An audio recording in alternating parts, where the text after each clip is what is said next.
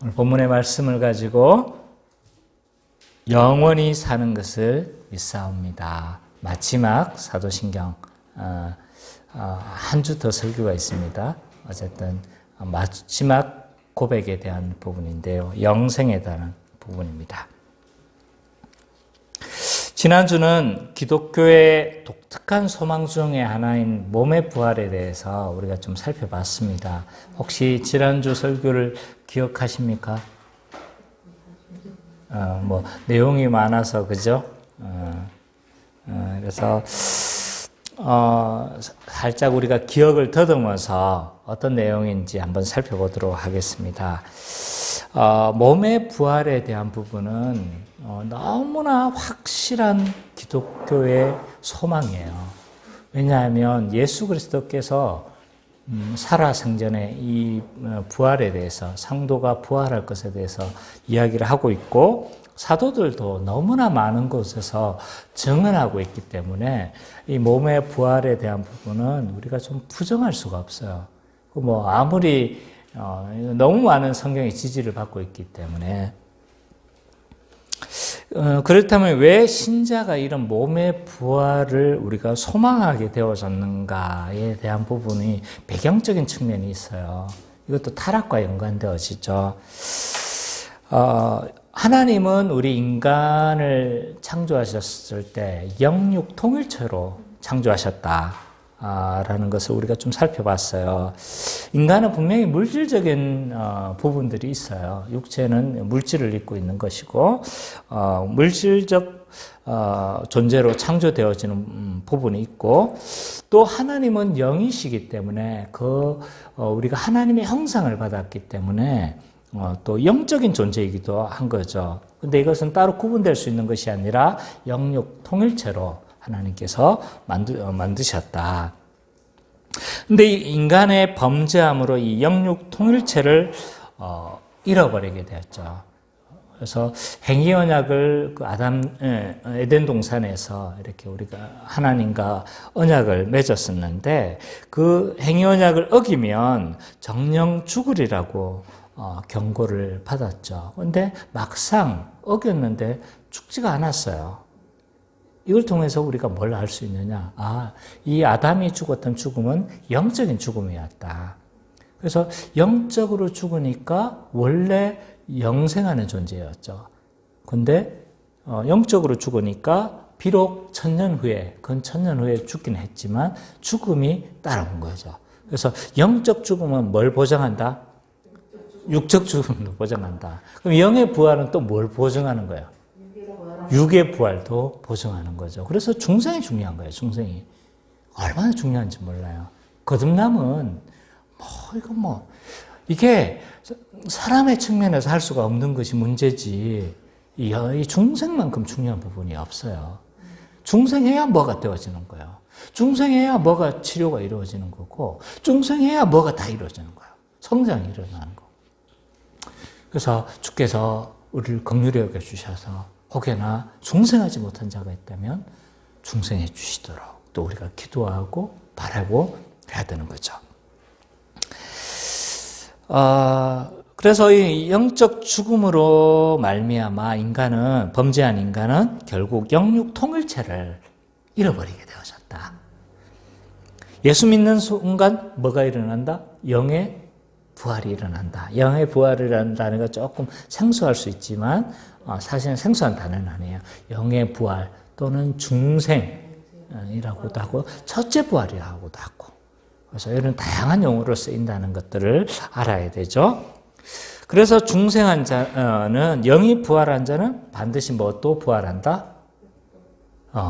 몸도, 육체도 부활하게 되어져 있다는 거죠. 그래서 우리는 이것으로 인해서 육체의 부활을 소망하는 자가 되어졌다는 것을 우리가 좀 알았습니다. 그러면 여기에서 약간의 질문이 생긴다고 했어요. 영이 살아났다면, 우리가 영이 살았는데 바로 살아야 되는데, 바로 안 죽어야 되는데 죽음이라는 과정을 거친다는 거예요. 왜 죽어야 되는 건지, 그래서 왜 육체적으로 죽는 것이고 죽음의 의미가 무엇인가에 대해서 좀 우리가 좀 살펴봤어요. 한마디로 죽음은 성화의 완성이다. 성화의 완성이고 영화로 들어가는 문이다. 라는 것들을 우리가 살펴봤죠. 성화는 죽음을 통과해야만 완성되어지는 겁니다. 그래서 그 증거가 뭐냐라고 했었을 때 하늘에 있는 영들이 의로운 영들이라고 히브리서에서는 또 이야기를 하고 있죠. 하늘에 있는 영들은 다 온전하다. 그리고 하나님의 우리 하늘의 영으로 죽은 자들이 같이 있다면, 하나님과 같이 있다는 것을 전제한다면 하나님이 거룩하시고 그리스도가 거룩하신 분인데 사람이 거룩하지 않고 어떻게 같이 거할 수 있는가? 이런 문제가 생겨나게 되는 거죠. 그래서 하늘에 있다는 건 죽었다는 거예요. 죽은 영혼들은 거룩한 죽음으로 하나님과 같이 있는 자들은 의로운 존재가 성화가 완성되어져 버리는 거예요.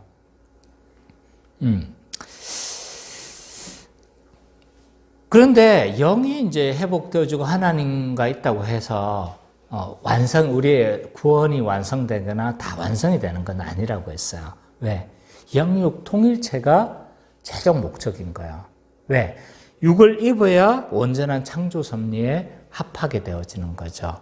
그래서 우리는 주께서 재림하실 그때 육체를 다 입어요. 그래서 우리는 죽어있는 영혼들이든지 우리가 살아서 있던 사람들인지 재림을 기다리면서 우리 육이 부활할 것을 좀 소망하는 거죠. 따라서 우리가 재림 때 육체를 입고 부활한다는 것은 뭘 의미하느냐라고 했었을 때 몇 가지 측면에서 살폈어요. 구원의 서정적으로 본다면 이 몸이 입는다는 건 뭘 의미한다고 그랬어요? 성화의 완성이고 영화로 들어가는 문이다. 그래서 영화가 맨 마지막이거든요. 구원의 서정에서. 이거는 시간적 순서라기보다는 논리적인 순서예요. 어쨌든 구원의 완성은 영화로 끝나고 몸의 부활로 끝나는 거예요. 그래서 구원의 서정적인 측면에서 본다면 성화의 완성이고 영화로 들어가는 문이다. 창조 목적의 상태로 우리가 본다면 창조 목적의 완성이다. 그리고 교회론적으로 보면 그리스도의 몸이라 하기에 합당한 사건이다. 합당한 상태가 되는 사건이다. 라는 측면을 우리가 좀 살펴봤어요. 이런 다양한 측면으로 의미가 있다.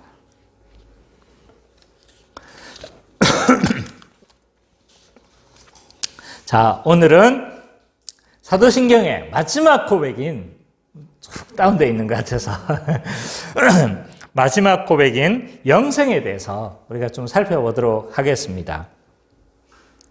사도신경의 12번째 고백은 이렇게 되어져 있습니다. 옛 번역에서는 이렇죠. 영원히 사는 것을 믿사옵나이다. 저는 좀 합동측에 속해 있기 때문에 좀 구번역을 지금 올려놓는 거죠. 왜냐하면 우리가 채택한 거기 때문에 그건 당연히 좀 그래야 된다는 생각이 들고, 그러나 새 번역도 좀 소개할 필요가 있을 것 같습니다. 새 번역에서는 영생을 믿습니다 라고 아예 영생이라고 해버렸어요. 이처럼 사도신경의 12번째 고백은요, 영생을 믿는다는 거예요. 그렇다면 이 영생이 무엇인지부터 우리가 좀 분명히 규정하는 것이 좀 필요하다는 생각이 되어져요. 왜냐하면 이 영생의 개념이 사실은 마땅치가 않은 거예요. 그죠? 이게 영생이 뭐지? 알 것 같기도 하면서 모르는 것이 영생인 거예요. 자, 영생이 뭘까? 영어로는 뭐냐면 제가 좀 발음이 안 좋지만 The Eternal Life예요. 영원한 삶이라는 뜻이죠.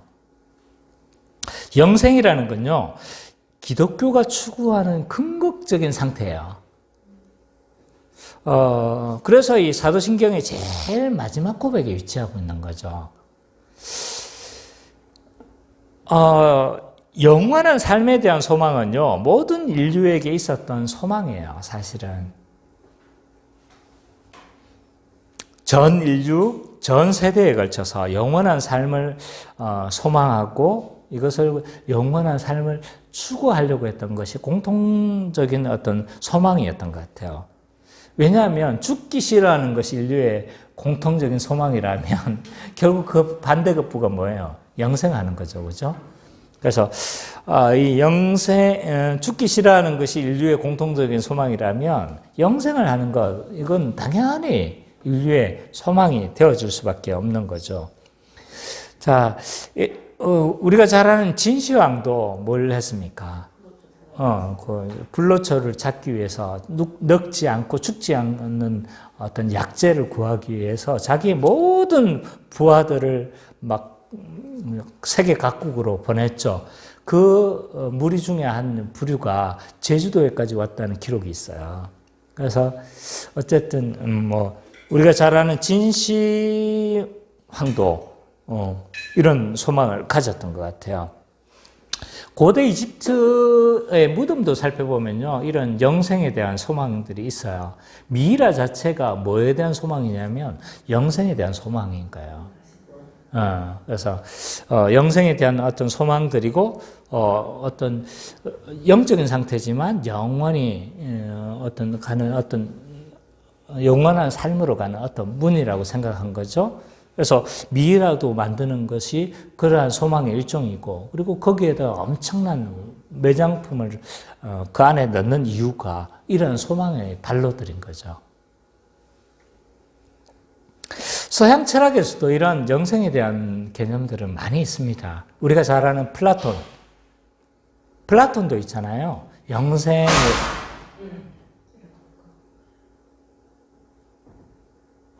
아니요, 바람이 불어서 위층에서 그런 것 같아요. 그래서 플라톤도 이 영생의 개념이 있었어요. 그래서 이런 철학에서도 그렇고 그리고 서양 역사든 동양 역사든 이런 영원한 삶에 대한 동경은 너무나 쉽게 찾아볼 수가 있고 오랜 인류의 염원이었고 소망이었던 것 같습니다. 근데 이런 기독교의 영생은 사실 오해되기가 굉장히 쉽습니다. 왜냐하면 왜 오해되기 쉽냐면 영생에 대한 기존의 개념이 있기 때문이에요.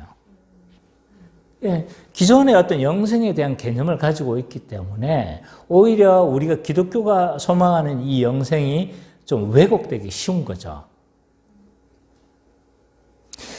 단순한 어떤 불멸의 삶 있잖아요. 이것으로 이해하기가 쉬운 거예요. 그래서 천국은 이 공간이나 시간, 물질, 육체 같은 것이 없는 곳으로 이해를 하고 또 그 상태는 우리가 말하듯이 이제 이런 영생의 상태인 거예요. 영원히 살고 죽지 않고 단지 영적으로, 그리고 이 땅의 삶과는 연속성이 없는 것으로. 그래서 이런 기존에 어떤 가지고 있었던 우리의 어떤 사후 종말관 이런 것들과 이렇게 섞여져 가지고 이 영생은요 분명한 개념을 좀 잘못 잡기가 굉장히 쉽습니다. 그래서 죽어서 영원한 상태로 영적인 상태로 거하는 것이 영생이다라고 그렇게 생각하기가 굉장히 쉬운 거죠. 한마디로 말해서 기독교화된 극락을 개념으로 그냥 대치시켜버리는 겁니다. 그렇다면 기독교가 말하는 이 영생은 우리가 어떻게 이해해야 되는가? 기독교가 말하는 영생은 도대체 어떤 영생인가? 라고 했었을 때 가장 먼저 우리가 좀 그 개념을 살펴보기 위해서는 원어가 어떤 의미를 가지고 있는지를 좀 살펴볼 필요가 있습니다. 그래서 저도 어떤 정확한 개념을 파악하기 위해서는 원어가 어떤 의미가 있는지, 이것이 어떤 용례로 사용되어졌는지를 살펴보는 거예요. 그래서 그 용례가 이렇게 많이 사용되어졌으면 그 흐름의 문맥의 흐름에 따라서 그것을 적절하게 해석해야 되는 거죠. 자, 영생이라는 단어는요, 두 가지 단어가 조합이 된 거예요.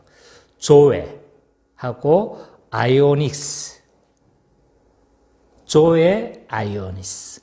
뭐냐면 조에가 생명이에요. 생명.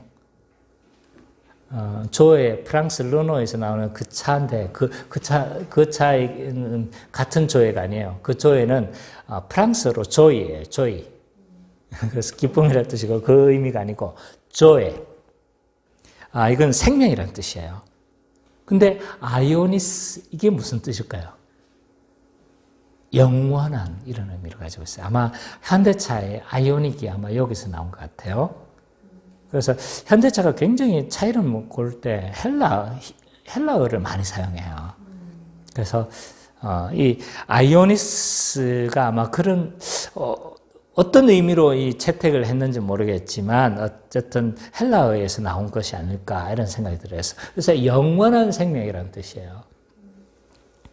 근데 이 아이오니스가 영원하다는 뜻도 있어요. 근데 다른 뜻도 있어요. 세대, 이런 뜻도, 새로운 세대, 다가오는 이런 세대, 이런 세대의 뜻도 가지고 있는 거예요. 그래서 이 영생이라는 용어의 이제 의미를 첫 번째 우리가 그걸 해보면, 첫 번째 의미로 해보면, 뭐 영원한 의미로 해보면 시간적인 의미에서 있잖아요. 영원한 삶인 거예요. 그래서 시간적 의미의 영생을 우리는 부정할 수가 없어요. 왜냐하면 시간적으로 영원하다는 의미를 가지고 있는 거죠. 그래서 이 썩어지는 것과 반대되어지는 개념, 영존한다, 영생한다, 영원하다 이런 의미에서 이 영생을 사용할 수도 있는 거죠. 반대, 두 번째 의미로 이 영생 을 좀 살펴보면 이렇습니다. 세대라는 뜻을 가지고 있다고 했잖아요. 그죠? 새로운 세대. 그래서 이 이렇게도 해석할 수 있는 거예요. 다가오는 시대의 생명일 수도 있는 거예요. 다가오는 시대의 생명. 그러니까 이걸 조금 더 풀어본다면 구약에서 어떻게 되어져 있어요? 구약에서 새로운 세대를 예고하고 있죠. 오는 세대에 대해서 막 계속 이야기하고 있잖아요. 그래서 그때가 되어지면 막 이렇게 되어질 거다. 그때가 되어지면 이렇게 되어질 거다. 그때가 되어지면 막 새 시대에 대해서 계속 이야기를 하고 있는 거예요. 그래서 메시아의 시대가 올 거다라고 예언하고 있는데 그 시대는 곧 언제냐면 예수 그리스도가 가져온 하나님 나라의 시대인 거예요. 하나님 나라의 시대.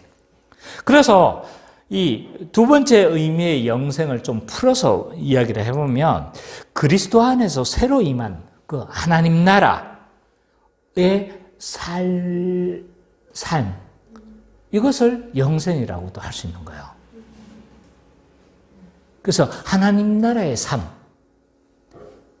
새 시대의 삶, 생명, 새 시대의 삶 이런 것들이 있잖아요. 영생이라고 할 수도 있는 거예요. 그래서 어떤 용례로 사용되느냐에 따라서 이 영생이 이제 차이가 두 가지 다를 우리는 생각해야 되는 거예요. 영원한 시간적 의미도 있지만 단순히 영원하기만 해서는 안 된다는 거예요. 새 시대의 삶이 필요하다는 거죠. 자, 옛날 제가 뱀파이어 영화를 본 적이 있어요. 제목이 기억이 안 나요. 오래전에 제가 근데 그 참 인상 깊었던 게 내가 아직도 생각나는 게 뭐냐면 뱀파이어가 굉장히 고독한 뱀파이어예요.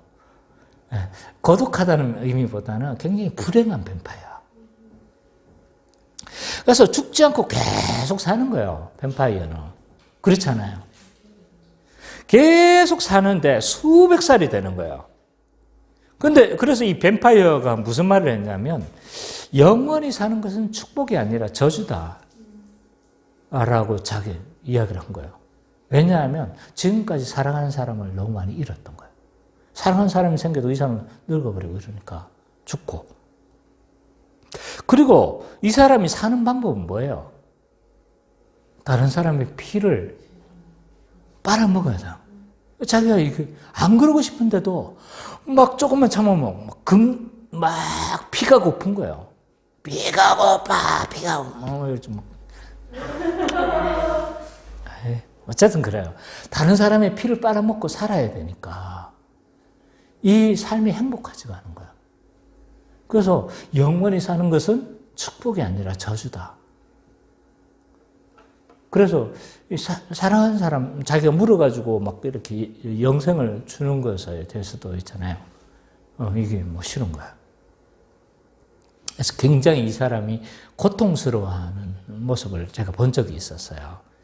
저는 어느 정도 일리가 있다고 생각해요. 다른 사람의 피를 빨아먹으면서 자기가 계속 살아나가야 되는 것. 그러면서 죽지도 않고 이것은 정말 저주라고 생각해요. 그래서 영생이라는 건요, 우리가 기독교에서 말하는 영생은 단순한 영원한 삶만, 영원히 사는 것만 소망하지 않는 거예요. 아닌 거예요. 분명히 시간적 의미는 있어요. 근데 뭐가 필요하다는 거예요? 새 시대의 삶이 필요한 거예요. 축복된 상태를 살아야지 그것이 영생의 축복이고 놀라운 은혜인 거죠. 그죠? 그래서 이 축복된 하나님 나라의 삶을 영원히 살아가는 것이다. 이것을 영생으로 정의할 수 있는 거죠. 그래서 이 영생의 개념은요, 절대로 이 천국 개념과 분리해서, 하나님 나라 개념과 분리해서 사용할 수가 없어요. 하나님 나라의 삶이 계속적으로 유지가 되어지는 거죠.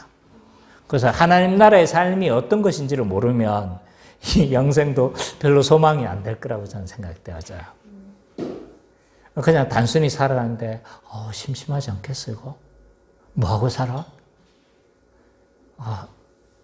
뭐 이런 생각이 드는 거죠. 노래만 부르면 나 노래하는 거 싫은데 어떡하지? 천국 가 말어. 막 이런 생각까지 할 수도 있는 거죠.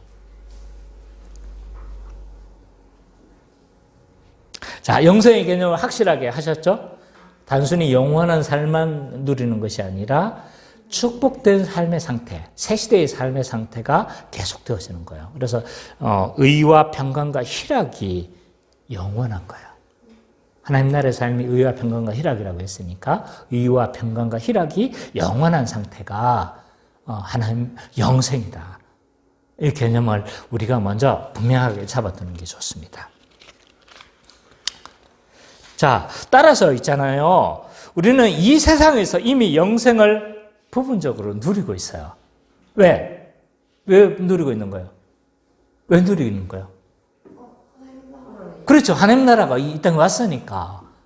하나님 나라를 누리고 있기 때문에 뭐 하는 거예요? 영생을 누린다고 우리는 또 할 수 있는 거예요. 부분적으로 누리는 거예요. 뭐 시간적으로도 그렇고요. 이게 부분적이에요. 영생이 시간적으로도 영원하다고 그랬잖아요. 우리 시간적으로 영원하지 않잖아요. 부분적인가요? 또 그것도 뭐예요? 물론 죽고 나서 또 영생을 완전히 누리지만 하나님 나라의 삶도 약간 부분적인 거예요. 왜? 하나님 나라의 삶이 완전하지 못하기 때문에 완벽한 하나님 나라의 삶을 우리는 경험할 수가 없잖아요. 그러다 보니까 부분적으로 우리는 영생을 누리는 거예요. 그래서 우리의 선배들은 이렇게 찬양을 했어요. 영생을 맛보며 주 안에 살리라. 오늘도 내일도 주 함께 살리라. 자, 우리 선배들은 분명히 알고 있었죠. 그죠? 영생을 어떻게 누리는 거예요. 이 땅에서 누린다는 거 알고 있었어요. 근데 우리가 이 영생을 누린다는 사실은 생소한 개념이 돼버렸어요. 이미 신자는 있잖아요. 영생을 가졌고요. 영생을 맛보고 있으며 영생을 누리고 있는 거예요. 먼 미래적으로만 누려지는 것이 아니라는 거예요. 그래서 막 영생하면 죽고 나서 누려지는 것, 뭐 이 정도 생각을 하는데 그렇지 않다. 영생은 이미 맛보고 있다. 그 영생의 개념을 모르면 이 맛본다는 개념도 이게 헷갈리는 거예요. 그래서 영생의 개념이 뭐라고 했어요? 자, 우리 성민 형제, 영생의 개념이 뭐예요?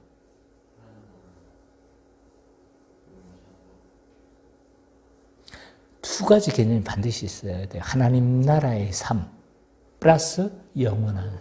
그래서 하나님 나라의 삶을 영원히 누리는 거다. 그 원어적 의미로 보면 그래요.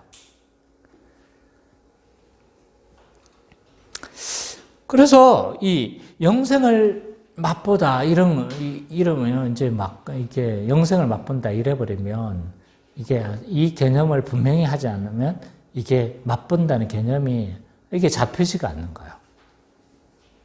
자, 그러면 왜 우리는 영생을 이렇게 소망하게 되었었는가? 이것도 배경을 좀 설명해 볼 필요가 있어요. 이것도 창조로 다시 달려가야 돼요. 자, 영생은요, 원래 하나님께서 천지창조 때 인간들이 누리기 원하는 삶이었어요. 하나님의 창조의 목적은요, 인간이 영생을 누리기를 원하셨어요. 자, 천지창조 때 하나님께서 원하셨던 나라가 어떤 나라였어요? 하나님 나라였죠. 그 안에서 누려지는 삶의 형태가 뭐냐면 영생이에요. 그리고 그 결과로 나오는 것이 안식인 거고. 그래서 안식, 너희가 안식에 들어가기를, 성경은 막 이걸 자꾸 바꾸는 거예요, 이 단어를. 어떨 때는 하나님 나라에 들어가라고 이야기를 하고, 어떨 때는 구원을 얻으라고 이야기를 하고, 어떤 때는 뭐 또 영생을 맛보라고, 너희가 요한복음은 또 영생으로 많이 설명하고 있거든요. 그러니까 헷갈리는 거예요, 이게 개념이 자꾸. 그래서 영생을 얻으라고도 하고 구원을 얻으라고도 하고 도대체 뭘 얻으라는 거야. 근데 이게 각각의 다른 측면을 이야기하고 있는 거예요.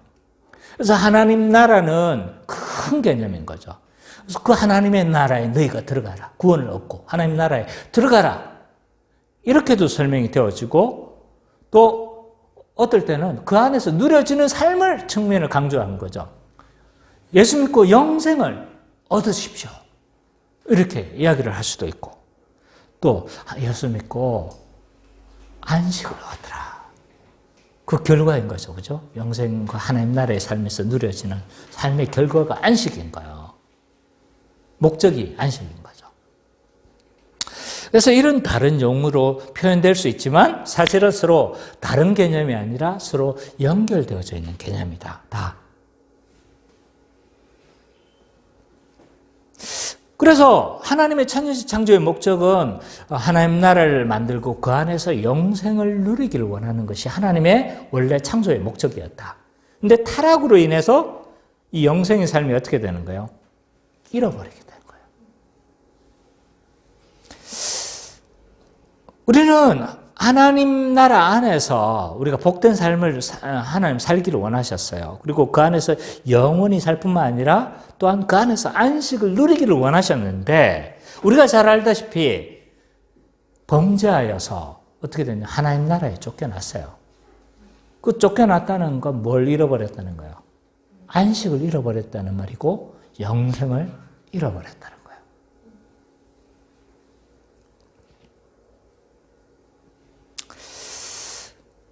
그래서 이 사람은 이 모든 것에서 구원받을 필요가 생겨나게 되는 거죠. 그래서 왜? 다 잃어버리는 거예요. 그러면 저는 벗어날 필요가 별로 못 느끼는데요. 만약에 그러면 계속 저주의 삶의 형태를 우리는 계속 누릴 수밖에 없어요. 하나를 선택해야 돼요. 예수 안에서 복된 삶을 선택할 것인지 예수를 거절하고 내가 자존적인 존재로 살며 항상 궁핍한 상태로 결핍의 상태로 살아갈 것인 것이 돼서 나는 물론 하나님께서 구원을 일으키시는 것이지만 결국 선택은 딱 두 개밖에 없어요. 하나님을 선택할 것인지 하나님 안에서 안식과 영생을 누릴 것인지 아니면 저주의 삶을 선택할 것인지. 그래서 이런 구원의 필요성들이 생겨나게 되어지는데 우리가 예수 그리스도를 믿음으로 말미암아 하나님 나라에 들어가게 되어지고 그 복된 상태인 영생을 우리는 회복하게 되어지는 거죠. 예수 그리스도께서 구원하심으로 우리는 있잖아요. 상실한 영생을 회복하는 거예요. 영생은 예수 그리스도를 믿음으로 어디에? 하나님 나라에 들어가야 얻습니다. 타락한 죄인은요, 절대로 스스로 영생을 얻을 수가 없어요. 왜? 하나님 나라에서 배제된 사람, 한 몸이 아닌 사람이 어떻게 될 수가 있나요? 영생을 맛볼 수가 없어요. 절대로 맛볼 수가 없습니다. 예수 그리스도를 믿을 때, 은혜로 구원받았을 때 영생을 누리는 것이죠. 그래서 복음이란 있잖아요. 다양한 관점에서 설명이 가능해요. 정말 다양하게 설명할 수 있어요. 복음이란 하나님 나라의 관점으로 설명할 수 있어요. 자, 이제 새로운 예수 그리스도께서 오심으로 말미암아 이제 하나님 나라가, 그가 하나님 나라를 가져오셨습니다. 우리가 예수 믿고 우리의 죄를 사함으로 말미암아 하나님의 백성에 합당하게 되어져 하나님 나라에 우리는 들어갈 수 있게 되어졌습니다. 이렇게 복음을 설명할 수도 있어요. 또 생명으로, 영생으로도 설명할 수 있는 거죠. 우리는 전에 죄로 말미암아 죽을 수밖에 없었던 존재였는데 이제 예수를 믿음으로 말미암아 우리는 생명을 얻었고 새 생명을 얻은 자로서 우리가 그렇게 살아갈 수 있게 되어졌습니다. 생명의 측면으로 설명할 수도 있고요. 죄의 측면으로서도 설명할 수 있어요. 전에 우리는 죄 가운데 그 사단의 지배 가운데 살았지만 이제 우리는 사단의 권세에서 벗어나서 하나님의 통치를 받고 그리스도의 통치를 받으면서 우리는 살아가는 존재가 되어졌습니다. 라고 이렇게 다양한 측면으로 있잖아요. 복음을 설명할 수 있는 거죠. 그래서 영생의 관점으로 구원은 어떻게 설명되어지냐면 이건 거예요. 하나님 나라에 들어가서 영생을 누리는 거다.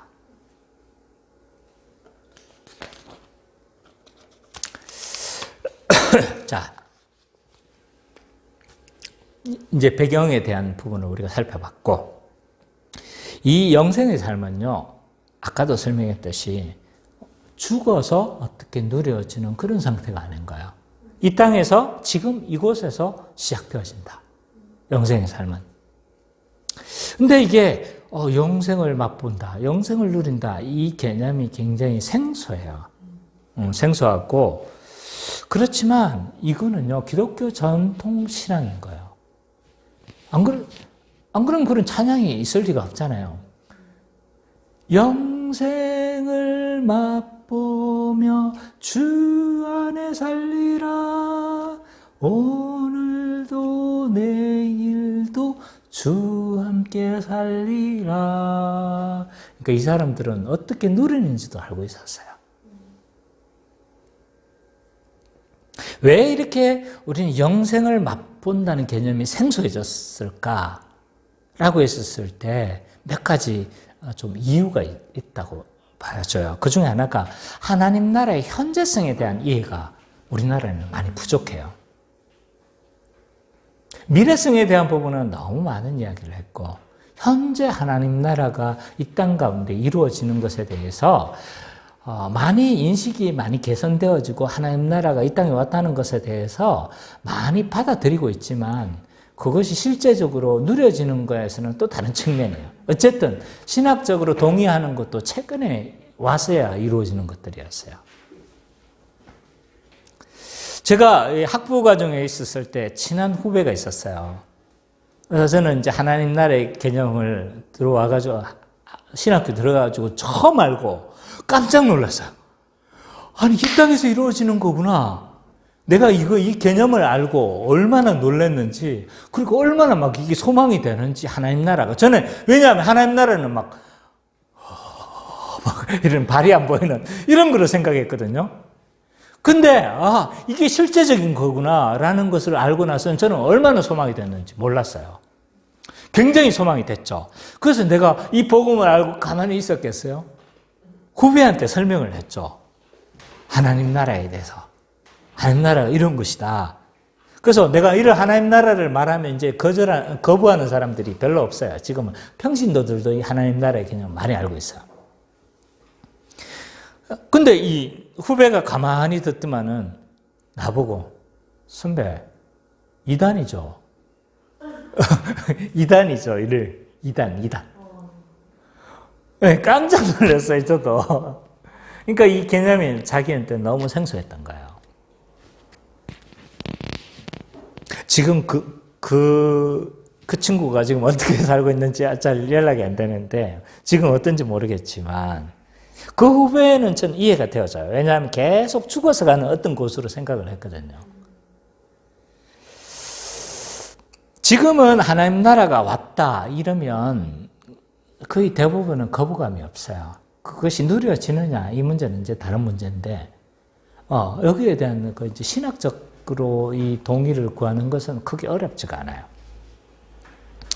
한국 교회는 그동안요, 미래적 의미에서 천국이 많이 강조가 되어졌어요. 그래서 죽어서 가는 그 어떤 곳, 완성된 그 하나님 나라만 계속 설명했지, 현재적으로 누려지는 이 하나님 나라에 대해서는 잘 설명하지 못했어요. 그래서 하나님 나라의 삶이 미래에서 경험되어지는 거예요. 우리 한국의 인식에서는. 그러면 영생은 어떻게 했어요? 하나님 나라가 미래에서 경험이 되는 건데, 그럼 영생은 현재적으로 누려진다는 걸 받아들일 수 있겠어요? 못 받아들이는 거예요.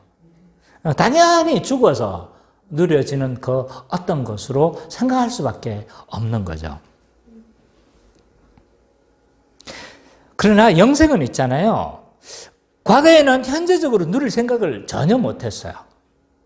그러나 영생은요, 그리스도를 믿음으로 지금 이곳에서 시작되어져요.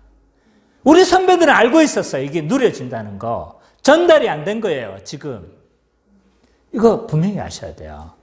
내가 새로운 어떤 이야기를 하는 것이 아니라, 우리의 선배들은 분명히 알고 있었는데 어떤 연유인지 모르겠지만 이것이 잘 전달이 안 되어졌어요. 영생을 현재적으로 누리고 맛봐야 된다는 걸 이야기를 잘 전달이 안 된 거예요. 지금 이곳에서 누려지는 것이고, 하나님 나라가 이 땅에서 이미 시작되어졌기 때문에 영생도 이미 우리는 맛보게 되어지는 거죠. 그러면 목사님, 중요한 문제가 있어요. 그거 어떻게 누려질 수 있습니까? 라고 했었을 때, 좀 이따 설명하겠지만 하나님 나라의 삶과 밀접하게 연관되어지는 거예요. 하나님 나라가 교회가 현시하고 정시하는데, 이것이 얼마나 경험되어지느냐에 따라서 영생도 맛보고 못 보고가 생겨나는 거죠.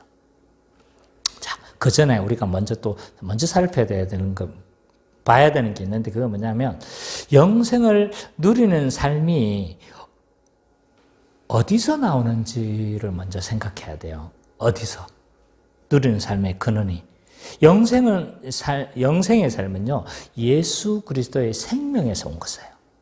아까 그래서 내가 예수 그리스도 아까 그 하이델베르그 이게 영생을 말하는 건, 중생을 말하는 건지 영생을 말하는 건지 잘 모르겠다고. 자, 로마서 6장 아까 읽었던 본문이에요. 6장 3절에서 5절.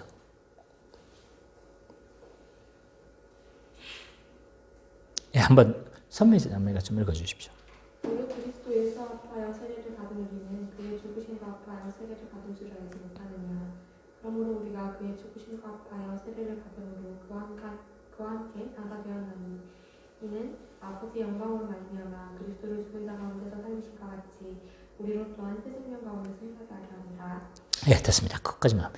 자, 연합을 설명하면서, 그죠? 연합에 대해서 그의 부활하심과 더불어서 어떻게 죽으심 가운데서 살리심과 같이 우리도 또한 새 생명 가운데서 행하게 하려 하심이라. 예, 이 부분을 제가 말하고 싶은 거예요. 그래서 우리의 영생의 근원이 어디냐? 예수 그리스도의 십자가에서 나오는 것이고 그의 살리심에서 나오는 거죠. 예수 그리스도는 사망을 이기시고 부활하셨습니다. 영원한 생명이 되신 거죠. 우리도 예수 그리스도를 믿으면 그와 연합되어지고, 그와 연합되어졌을 때 그의 죽으심에서도 동참하지만 그의 살아나심에도 우리가 동참하죠. 그래서 부활 생명에 참여하고 그 생명으로 우리는 살아가는 거예요. 여기에서 시작되어진 그 고난에 대해서 한번 좀 살펴봤고, 이 목사님 이거 좀 약간 추상적인데요. 이렇게 말을 할 수 있잖아요. 그것이 구체적으로 어떻게 우리의 영생의 삶이 우리 삶에서 구현될 수가 있는가라고 했었을 때 아까도 이야기했지만 하나님 나라의 삶이 어떻게 우리의 삶 가운데서 구현될 수 있는가와 밀접하게 연관되어져 있는 거예요. 그래서 하나님 나라의 삶이 이 교회 안에서 이루어지면요. 누려지면 영생을 맛보는 거예요. 근데 누려지지 못하면 영생을 맛보지 못하는 거죠. 그래서 하나님 나라가 어떻게 누려지는 것과 동일한 원리를 설명할 수밖에 없어요. 자, 그럼 구체적으로 우리는 어떻게 영생을 맛볼 수 있는가라고 했었을 때 말씀의 순종함으로 누려지는 거예요. 하나님 나라는요, 말씀의 순종함으로 누려져요. 자, 에덴 동산에서 하나님 나라를 창조하시고 그 행위 언약을 하셨죠. 세우셨죠. 근데 그 누리는 복이 어떻게 누려지는 거예요? 순종함으로 누려지는 그 복음의 기초에서 우리가 봤죠. 그죠?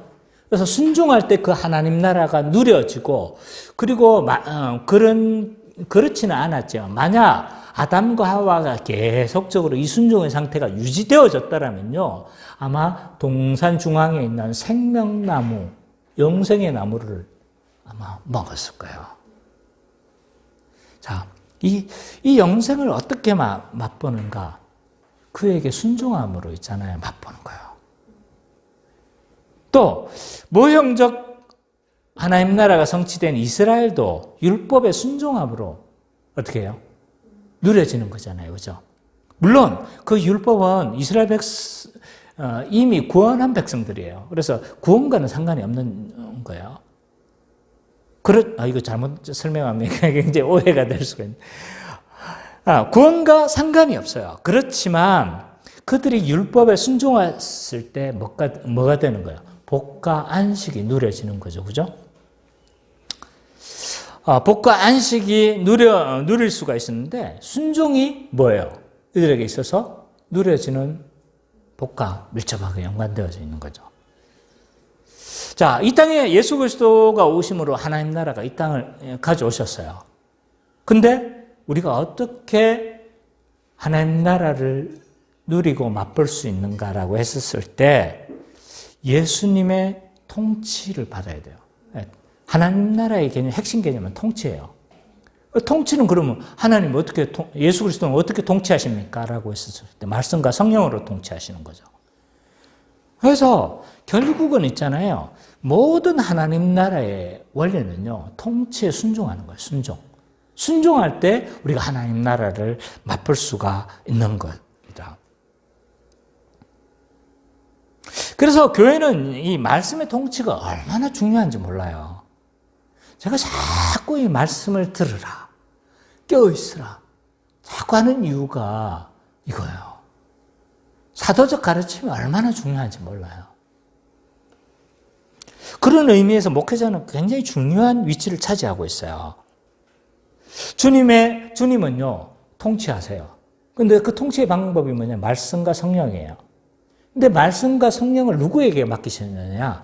목사와 장로에게 맡기셨어요. 그죠? 그래서 이 목사가 이걸 뜻을 잘 분별해서 잘 선포하게 되면 어떻게 되는 거예요? 그리스도의 통치가 잘 이루어지고 하나님 나라가 그 교회 가운데 이루어지는 거예요. 근데 여기서 헷가닥 해가지고 이게 오락가락되고 막 왜곡되어져. 그러면 어떻게 되는 거예요? 하나님의 통치가 제대로 실현이 안 되는 거죠. 하나님 통치를 막 오락가락으로 설명할 수는 없으니까, 그죠? 하나님의 통치가 실현이 잘 안 되어지는 거예요. 그러면 그곳에 하나님 나라가 이루어질 수가 없는 거죠. 성도들이 병들게 되어져요. 성도들이 온전히 순종하지 못하게 되어져요. 그래서 모든 교회의 이기는요, 관계 아니에요.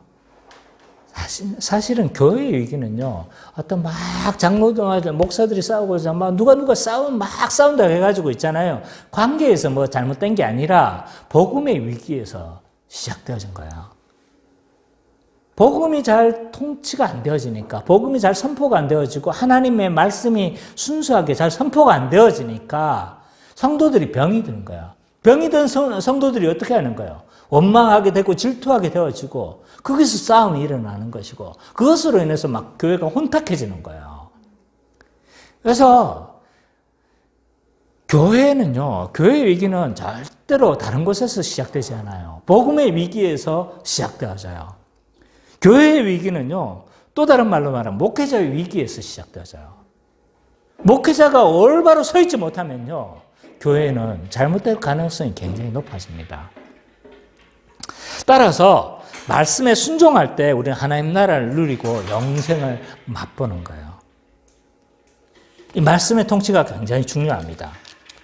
또 어떻게 구체적으로 우리가 영생을 맛보고 하나님 나라를 누릴 수 있는가, 하나님 나라를 맛볼 수 있는가라고 했을 때 이것은 교회적으로 누려지는 거다. 네. 영생을 맛보고 누리는 곳은 곧 교회다. 누가복음 18장 18절에서 30절을 성민이가 빨리 찾아주세요. 누가복음 18장 18절에서 30절. 양이 많아요. 빨리 읽어주세요.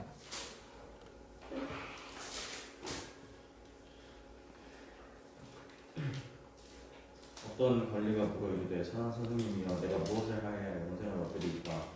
예수께서 이르시되 내가 어찌하여 나를 선하다 일컫느냐. 하나님 한 분 외에는 선한 이가 없느니라. 내가 계명을 안 하니 간음하지 말라, 살인하지 말라, 도둑질하지 말라, 거짓 증언하지 말라, 내 부모를 공경하라 하였느니라. 여짜오되 이것은 내가 어려서부터 다 지켰나이다. 예수께서 이 말을 들으시고 이르시되 내게 아직도 한 가지 부족한 것이 있으니 내게 있는 것을 다 팔아 가난한 자들에게 나눠주라. 그리하면 하늘에서 내게 부어가 있으리라. 그리고 와서 나를 따르라 하시니 그 사람이 큰 부자이므로 이 말씀을 듣고 심히 근심하더라. 예수께서 그를 보시고 이르시되 재물이 있는 자는 하나님의 나라에 들어가기가 얼마나 어려운지 낙타가 바늘기로 들어가는 것이 부자가 하나님의 나라에 들어가는 것보다 쉬우리라 하시니 듣는 자들이 이르되 그런즉 누가 구원을 얻을 수 있나이까. 이르시되 무릇 사람이 할 수 없는 것을 하나님은 하실 수 있느니라. 베드로가 여짜오되 보옵소서 우리가 우리의 것을 다 버리고 주를 따랐나이다. 이르시되 내가 진실로 너희에게 이르노니 하나님 나라를 위하여 집이나 아내나 형제나 부모나 자녀를 버린 자는 현세의 여러 배를 받고 내세의 영생을 받지 못할 자가 없느니라 하시니라. 자, 이 본문을 좀 설명할 필요가 있는데요. 부자 가난이 와가지고 어떻게 해야 영생을 얻을 수 있겠습니까? 라고 이렇게 질문을 해요. 그때 예수님이 딱 제시하는 바가 뭐냐면 십계명이에요. 살인하지 말라, 거짓 증거하지 마라. 그런 십계명을 딱 제시를 하니까 이제 부자 가난에 자신이 있었던 거예요. 저는 어렸을 적부터 이걸 다 지켰나이다 라고 이야기를 하니까 자기는 다 지켰다고 생각했을 거예요. 근데 예수님은 이 지키지 못하고 있다는 것들을 인식시키기를 원하셨던 거죠. 그래서 뭘 이야기를 하냐면 제 10계명의 문제를 10번째의 계명을 이야기를 해요. 탐심에 대한 부분을 탐심을 지금 이 사람이 지키지 못하고 있다는 것들을 보여주고 싶었던 거예요. 그래서 네 재산을 다 팔아서 가난한 자들에게 나눠줘라 하니까 이 사람이 못하고 있구나라는 걸 발견한 거예요. 그러면 이 사람이 어떻게 해야 돼요? 회개하고 다 하고 그래야 되는데 이 사람은 그걸 포기 안 하는 거야. 근심하면 가버려요. 그러니까 결국 이 탐심 문제를 결국 해결하지 못했어요. 이 사람은. 그래서 이 사람은 영생에 합당한 자가 아닌 거예요. 그죠? 근데 문제는 뭐냐면 옆에서 듣고 있던 사람들이 예수님이 이런 거예요. 부자들은 그 천국에 들어가는 것이 낙타가 바늘기를 통과하는 것처럼 그렇게 어렵다라고 이야기를 해요. 근데 그럼 누가 천국에 들어갑니까? 왜냐하면 왜 이런 생각을 하냐면 그 당시 부자는 유대인들의 사고방식에는요, 부자는 하나님께서 축복하셨기 때문에 부자라고 생각한 거예요. 근데 이 하나님이 축복하신 부자도 천국에 못 가고 영생을 못 누린다면 누가 들어갈 수 있냐 이 말인 거예요. 우리같이 이렇게 가난뱅이는 하나님의 그 복도 못 받은 지지도 못 받은 우리는 어떻게 들어갈 수 있냐 이 말인 거예요. 그러니까 예수님은 뭐라고 그래요? 사람으로는 할 수 없으나 하나님으로는 할 수 있느니라. 이 말의 의미는 사람의 행위로 못한다는 거예요. 누구로 할 수 있는 거예요? 하나님의 의로만, 그리스도께서 대신 치러주는 그 의로만 가능하다는 것들을 암시하고 있는 거예요. 하나님으로만 가능하다. 그러면서 그러니까 이제 베드로가 뭐래요? 우리는 이런 거 다 버리고 다 따랐습니다, 예수님. 그러니까 뭐라고 이야기를 해요? 나를 위하여 전토나 집이나 아내나 다 버린 자는 현세에서도 여러 배로 받고 내세에도 영생을 받지 못할 자가 있느니라 라고 이야기를 해요. 현세의 영생이 뭐냐면 현세의 영생이 뭐였어요? 형제를 줄 거고 자매를 줄 거고 또 뭐예요? 또 뭐 전토도 줄 거고 이게 현세의 영생인 거예요. 근데 우리 이 해석이 뭐예요? 그냥 막 현세에서 막 사람들 뭐 형제 부모를 주실 리가 없잖아요, 그죠? 그게 뭐냐면 교회인 거예요, 교회. 그래서 형제도 교회가 보세요. 저는 딸이 없지만 우리가 주 안에서 형제 자매가 됨으로 말미암아 딸 같은 자매들이 있잖아요, 그죠?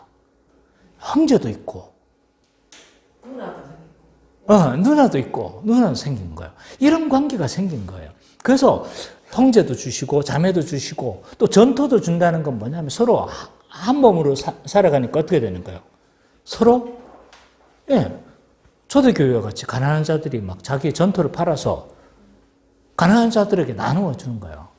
그래서 이건 결국 현세의 영생은요, 교회적 삶을 의미하는 거죠. 현세에서 이렇게 받는데 내세에서 못 받을 리 없다는 거예요.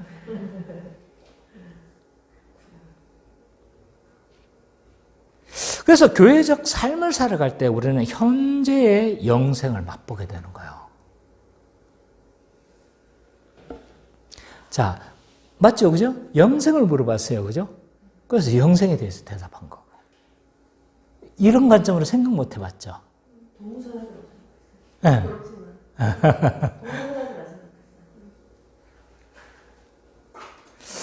자, 신자가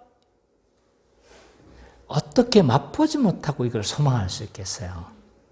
그래서 우리는 현재에서 하나님 나라를 맛보고요. 또 현재에서 하나님 나라를 영생을 맛봐야 돼요.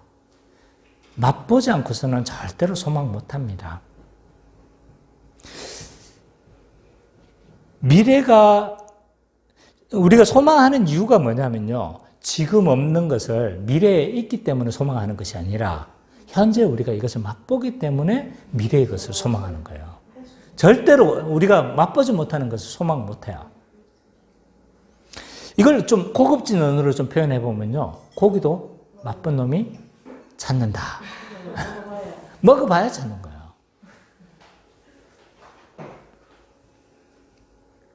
그리고 마지막으로 신자는 죽은 후에 더욱 충만한 영생을 누려요. 현재 우리가 교회를 통해서 누리고 말씀에 순종함으로 누릴 수 있다고 했죠. 그리고 신자는 죽은 후에 더욱 충만한 영생을 누려요. 이 땅에서 이미 우리는 영생을 맛보지만 그러나 아직의 상태인 거예요. 그래서 완벽하게 하나님 나라를 누리지 못하듯이 영생도 이곳에서 완벽하게 우리는 맛볼 수가 없어요. 그래서 우리가 죽음 이후에 영생을 우리는 사모할 수밖에 없어요. 자, 이것이 영생에 대한 어떤 큰 그림입니다. 자, 지금까지 우리는 영생이 무엇인지에 대해서 좀 살펴보고 영생을 우리가 어떻게 소망하게 되었으며 어떻게 누릴 수 있는가 현재적으로 그리고 그것이 죽음 이후에만 완벽하게 누릴 수 있다는 것들을 우리가 살펴봤죠. 자, 정리를 좀 해보면요. 이렇습니다. 영생에 대해서. 죽음 이후에 영생으로 우리는 생각하면 안 된다. 이거 깨야 된다. 영생은 뭐와 밀접하게 연관되어져 있다? 하나님 나라의 삶과 밀접하게 연관되어져 있다. 왜? 언어적으로 이 영생의 개념이 뭐라고 그랬어요? 영원히 산다는 개념도 있지만, 예, 새 세대의 삶, 다가오는 세대의 어떤 삶에 대한 삶이 있어야 된다는 것도 의미를 하고 있어요. 그래서 이 아이오닉, 좀 이게 여담이지만, 아이오닉이 두 가지 의미를 가진 것 같아요. 뭐냐면, 영원하다. 이거 계속적으로 영원하다는 의미도 있는 것 같고, 또 하나는 새 세대를 의미하는 것 같아요. 왜냐하면 전기차 플랫폼으로서는 처음 플랫폼이었거든요. 그러니까 이 사람들이 굉장히 사고, 내가 너무 깊이 추론한 건지 모르겠는데, 그러니까 헬라에 능동한 사람이 그 안에 있는 거야. 그러니까. 모르겠어요. 내가 이제 알고 했는지 모르겠지만. 야, 이걸 파악한 사람이 있을 거라고는 또 생각 못 했겠죠.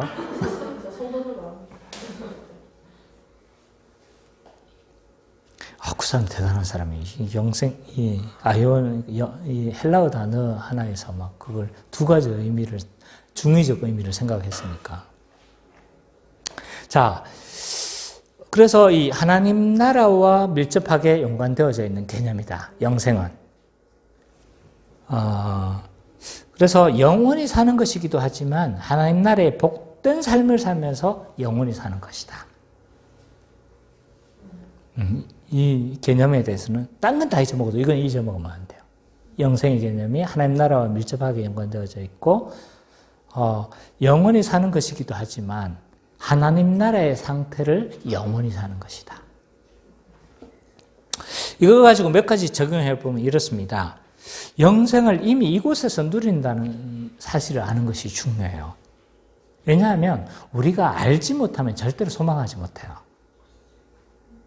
우리는 모르는 사실을 절대로 소망할 리가 없어요. 내가 모르는 어떤 것을 바라진 않아요. 그죠? 3살짜리가 포르쉐나 벤츠를 소망하지는 않습니다. 왜냐하면 그 세계를 알지를 못해요. 나는 그래도 차를 타봤으니까. 그죠? 포르쉐가 얼마나 좋고, 람보르기니가 얼마나 좋고, 벤츠가 얼마나 좋다는 걸 알기 때문에, 굳이 소망하지는 않지만, 소망할 수도 있단 말이에요. 그죠? 경험한 자만이 경험하는 거예요. 소망하는 거예요. 아는 자만이 소망하는 거예요. 그래서, 모르는 사실을 절대 소망하지 않기 때문에, 영생이 우리가 이 땅에서 누릴 수 있다는 사실을 아는 거에서부터 처음 출발이 시작되어지는 거예요. 거기에서부터 영생을 맛보며가 소망이 되어지는 거죠. 그래서 이 사실이 중요하다. 아는 사실. 자, 두 번째. 영생을 누리는 삶은요, 하나님 나라와 밀접하게 연관되어져 있다. 그래서 하나님 나라가 실현되어지는 것이 교회잖아요. 그죠? 됐어, 괜찮아요. 네. 그래서 교회적 삶을 통해서 우리는 하나님 나라를 경험하고 영생의 삶을 우리는 누리고 경험하게 되어지는데, 근데 아까 이제 그걸 어떻게 누릴 수 있는가에 대해서 제가 이야기를 했는데, 근데 그것과 반대되어지는 이 교회적 삶을 반대하는 이 시대의 풍조들이 있어요. 그 중에 하나가 개인주의예요, 개인주의. 그래서 신앙이 개인적인 것으로 생각하고 개인이 신앙생활을 하는 것이며 개인이 예배 드리는 것이라고 생각하는 이런 개인주의는요, 정말 하나님 나라의 삶과 굉장히 대적되는 대척점에 있는 거죠. 그래서 이런 개인주의는요, 하나님 나라를 경험하지 못하게 하고 또 영생을 맛보지 못하게 하는 맛보는 데 있어서 걸림돌이 되어질 가능성이 굉장히 크다는 거예요. 그래서 개인주의를 우리는 좀 조심해야 된다. 또 하나가 말하고 싶은 건요, 또 하나 경계해야 될 이 시대의 풍조는 뭐냐면 소비주의예요. 왜냐하면 지금 소비주의를 어제 배웠거든. 어제 그 EDL 스쿨에서. 그래서 이 소비주의가 뭐냐면 내가 어떤 소비를 함으로 말미암아 그 소비를 하는 것으로 내가 거기에서 나의 정체성을 찾는 거예요. 이 말의 의미는 뭐냐면 벤츠를 내가 소비를 하잖아요. 그럼 벤츠를 소비하면서 벤츠와 같은 클래스에 내가 속해 있다라는 어떤 의식을 가지는 거죠. 나의 가치를 평가하는. 그렇죠. 나의 가치를 평가를 하는 거야. 그리고 스타벅스에 들어가가지고 스타벅스에서 왜 가요? 커피가 맛있었을까요? 아니에요. 내가 도시 남자에 속해 있다는 것들을 확인하고 싶은 거예요. 도시녀에, 차가운 그 도시녀에 내가 속해 있다는 것들을 내가 한번 확인하고 싶은 거예요. 그래서 그 소비로 우리는 어떻게 하는 거예요? 소비주의로 나의 정체성을 확인하는 거죠. 이것은 뭘 많이 가리기 쉽다? 교회적 삶을 맡기가 굉장히 쉬운 거예요. 왜? 그 가치를 따라가다 보면 교회적 삶을 등한시하게 되어져 있거든요. 이런 이 시대의 풍조에 우리는 빠지면요, 우리는 영생을 맛보기가 어려워요. 그래서 사사건건 교회의 가치는요, 하나님 나라의 가치는 세상과 대척점에 되어 있어요. 야, 그래서 그리스도의 길을 따라간다는 건 어떤 측면에 있어서는 참 어려워요. 어떤 측면에서는 쉬운데, 어떤 측면에서는 참 어려워요. 왜? 사사건건 내가 세속에 속해 있으면 속해 있을수록 이것을 막 다 끊고 가는 게 참 힘든 거예요. 그래서 세상의 모든 가치들을 버려야 되거든요. 그죠? 그래서 예수를 믿었으면 그 큰 은혜로 말미암아 확 돌아서야 되는데 이게 참 돌아서기가 참 힘든 거죠.